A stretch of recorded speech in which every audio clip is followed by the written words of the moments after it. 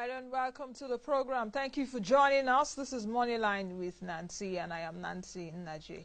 Today on the program, I'll be looking at poverty. Yesterday on the show, I did tell you about the report that was released by World Poverty Clock for 2017, and it predicted that Nigeria in February of next year would overtake India as the country that has the world's poorest people. Currently, right now, poor people in Nigeria stands around 82 million people. If you're taking a look at the percentage of poverty relative to the world, with Nigeria, it stands at around 12.5%. Where do we go from here? The report quite startling and also disturbing.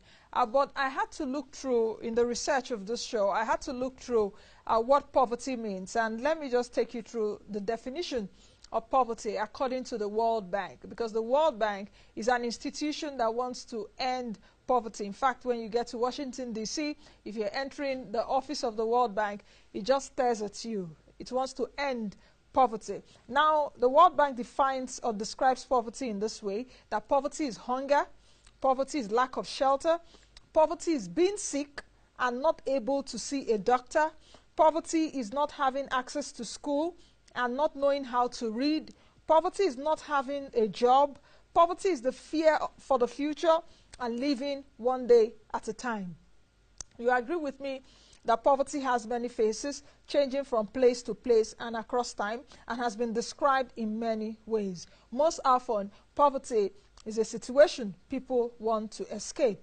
What that means is that poverty is a call to action. Now, moving ahead, despite many definitions of poverty, one thing is certain, that poverty is a complex societal issue. So we need all hands on deck. No matter how poverty is defined, it can be agreed that is an issue that requires everyone's attention. It is important that all members of our society must work together to provide the opportunities for all members of the society to reach their full potential. It helps all of us to help one another. That is the agenda for today. I did say it on the program yesterday that I'll be looking at it today.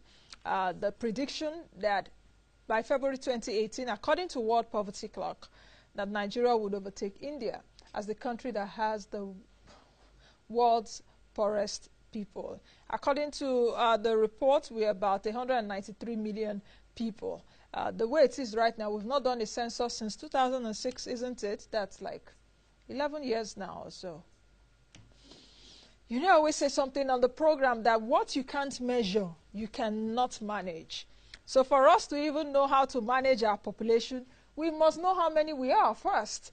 With this report and reading through a lot of literature concerning poverty, population, economic growth versus population growth, our population is growing above our economic growth. So no impact. And what does economic growth actually mean? Will economic growth reduce inequality? Will it reduce poverty?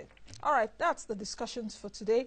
All you need to do is to join us on our social media channels. You can go on Twitter right now. Find and follow me at Nancy. You'll find and follow the show at Moneyline AIT. Go on Facebook. You'll find us there, Moneyline with Nancy. You find the page. You also find the profile page. Send your comments right now. What should we begin to do, even as individuals, to help alleviate poverty? What can we begin to do as institutions of government to alleviate poverty?